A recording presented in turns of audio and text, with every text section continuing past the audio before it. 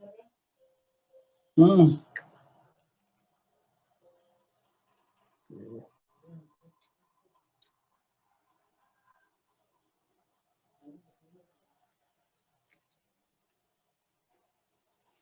sudah share belum ya?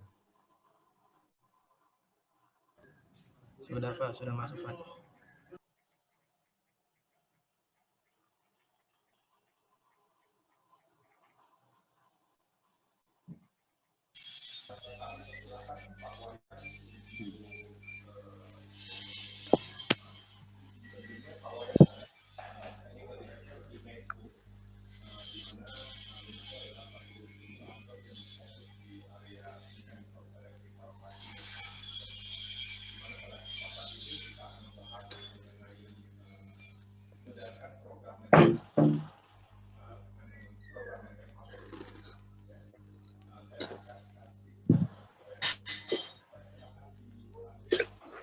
Baik, Pak Dedi. Terima kasih, Pak Dedi. Selamat pagi semua peserta yang mengikuti webinar ini.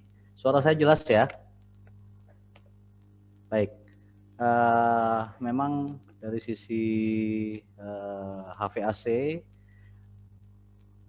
perlu ada beberapa maintenance. Nah, problemnya adalah bagaimana menjalankan maintenance dengan benar.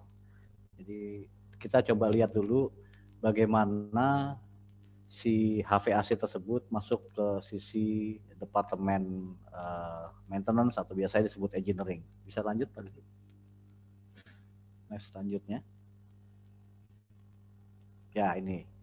Jadi di awal project diperlukan satu kondisi atau kebutuhan sesuai dengan kenyamanan, baik itu kenyamanan manusia maupun kenyamanan alat atau kenyamanan equipment yang mempunyai karakter yang berbeda. Dimulai dari engineering design, kemudian diskusikan sesuai dengan kebutuhan. Nah, ada satu komponen lagi yang sebelah kanan yang juga sangat dominan perannya, itulah budget. Di mana antara engineering dengan budget biasanya memberikan beberapa pilihan-pilihan sehingga perlu adjustment di kedua sisinya, baik dari sisi engineering secara performance maupun dari sisi budget. Karena biar semua kebutuhannya dapat disesuaikan dengan semua kondisi tersebut. Setelah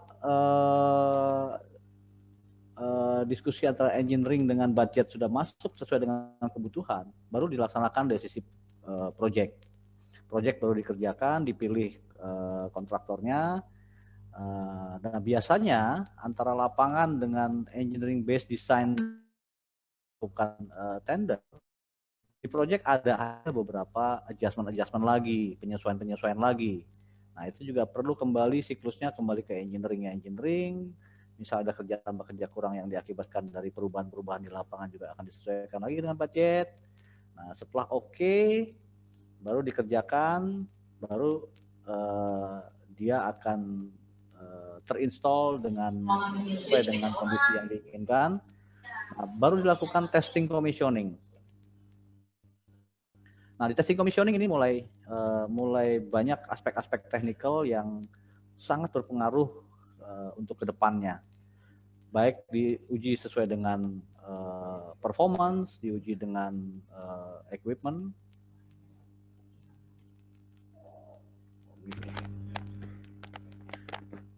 Oke, saya lanjutkan ya. Sudah jelas? Clear ya?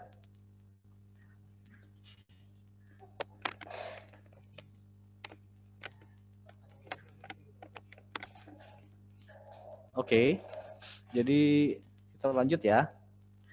Jadi setelah testing commissioning barulah HVAC ini atau sistem di satu project, katakanlah sekarang di HVAC diterima secara sistem. Nah, baru setelah diterima secara sistem dioperasikan, barulah masuk ke barang ini, artinya equipment ini diserahkan ke divisi facility atau engineering department untuk dikelola, dijalankan sesuai dengan kebutuhan. Nah, biasanya di area setelah berjalan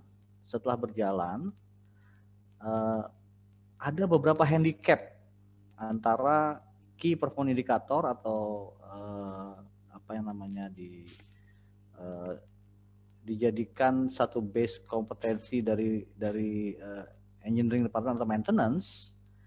Ini ada beberapa pekerjaan-pekerjaan yang biasanya dilakukan berdasarkan dua hal, yaitu pertama jangka waktu atau calendar date, di mana secara rutin setiap berapa bulan itu dikerjakan, di-maintain, di-cleaning, ditambahkan sesuatu yang perlu ditambahkan seperti grease atau check up atau monitoring.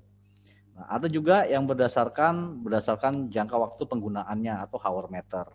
Jadi setelah berapa jam harus dilakukan maintenance atau dilakukan adjustment atau bahkan dilakukan penggantian part tersebut.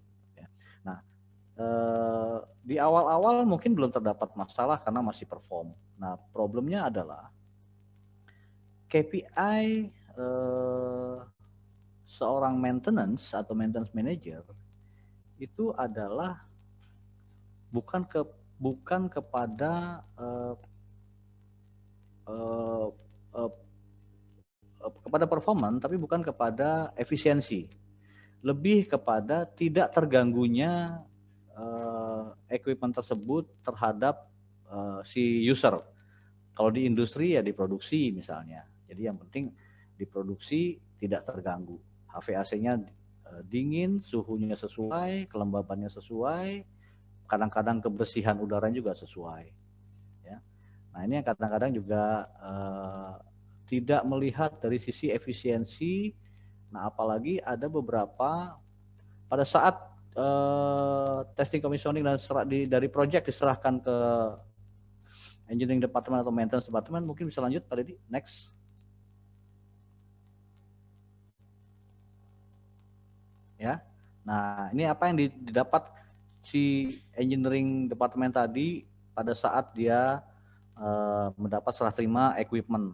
Nah tadi yang pertama adalah equipment data, baik equipment data berupa brand, kapasitas maupun ada beberapa data-data sesuai dengan kebutuhan ruangan, ya. Kemudian merek dan kapasitas yang dipilih gitu ya. Kemudian ini kedua adalah performance data. Performance data ini adalah baik dari sisi ini yang menjadi patokan di awal bahwa ini bekerja dengan baik atau dengan equipment tersebut perform atau HVAC tersebut perform, ya. Baik itu hasil pengukuran pada saat testing commissioning dan sudah diterima oleh perencana, sehingga itu yang menjadi patokan untuk mulainya pekerjaan maintenance untuk menjaga performance data tersebut merefer kepada performance data awal. Nah ini kadang-kadang ini yang terlupakan.